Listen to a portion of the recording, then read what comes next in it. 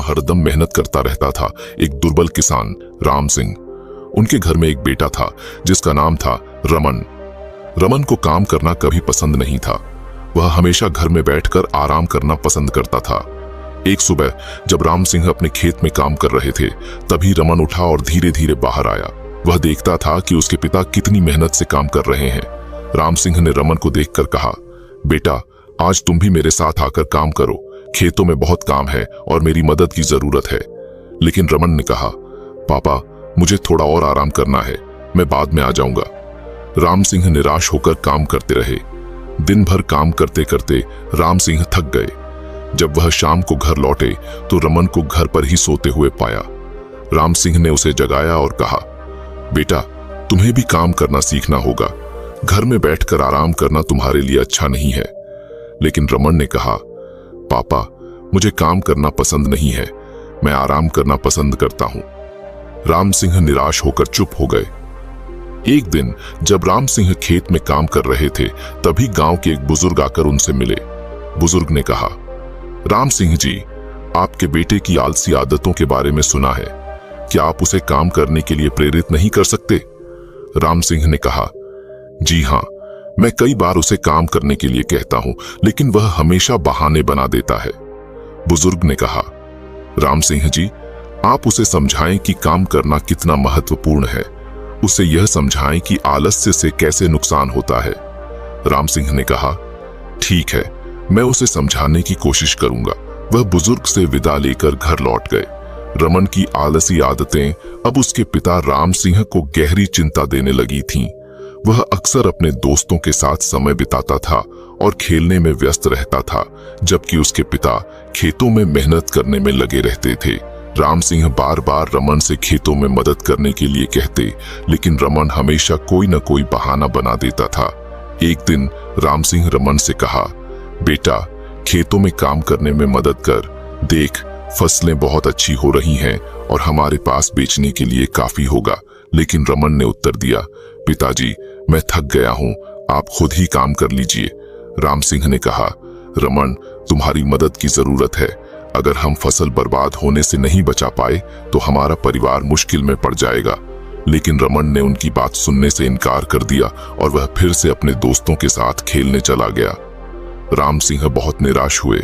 वह जानते थे कि रमन की आलसी आदतें उनके परिवार के भविष्य को प्रभावित कर सकती हैं। वह रमन को समझाने की कोशिश करते रहे, लेकिन रमन हमेशा उनकी बातों को नजरअंदाज कर देता था। एक दिन गांव में अचानक सूखा पड़ गया। धीरे धीरे खेतों में फसलें सूखने लगीं और किसानों के चेहरों पर चिंता छा गई। राम सिंह परेशान होकर रमन के पास आए और कहा, रमन, देखो, हमारी फसलें बर्बाद होने लगी। होकर रमन के पास आए और कहा, रमन, देखो, हमारी फसलें बर्बाद होने लगी हैं। अब हमें तुरंत काम करना होगा, नहीं तो हमारा परिवार मुसीबत में पड़ जाएगा। लेकिन रमन ने फिर से उनकी बात सुनने से इनकार कर दिया। वह बस अपने दोस्तों के साथ खेलने में व्यस्त था और उसे अपने पिता की चिंता का कोई फर्क नहीं पड़ रहा था।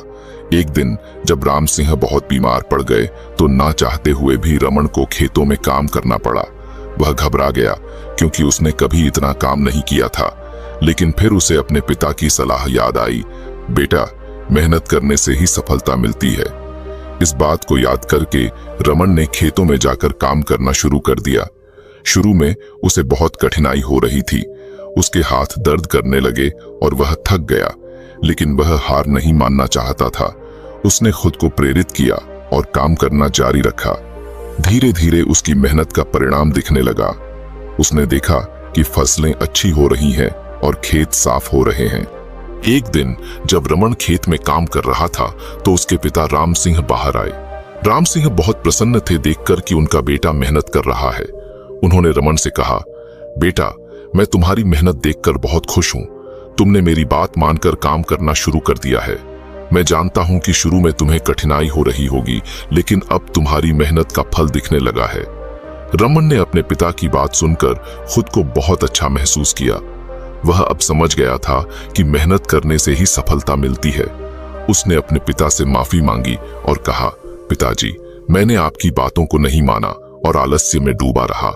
लेकिन अब मैं समझ गया हूं कि आप सही थे। मेहनत करने से ही हम अपने लक्ष्यों को प्राप्त कर सकते हैं। राम सिंह ने रमन को गले लगाया और कहा, बेटा, मैं तुम्हारी इस बदलाव से बहुत खुश हूं। तुमने अपने आलस्य को छोड़कर मेहनत करना शुरू कर दिया है। अब तुम्हारी फसलें अच्छी हो रही हैं और गांव में खुशहाली लौट आई है। मैं जानता हूं कि तुम्हारी यह सफलता तुम्हारी मेहनत का ही परिणाम है। रमन ने अपने पिता की बातों को ध्यान से सुना और उन पर गौर किया। वह अब समझ गया था कि मेहनत के बिना कोई भी सफल नहीं हो सकता। उसने अपने आलस्य को छोड़कर खेतों में काम करना जारी रखा और धीरे धीरे उसके मेहनत का फल दिखने लगा। गांव के लोग भी रमन की मेहनत और उसकी सफलता से प्रभावित हुए। वे उसकी तारीफ करने लगे और कहने लगे, देखो, रमन ने अपनी आदतों को बदल दिया है और अब वह एक सफल किसान बन गया है।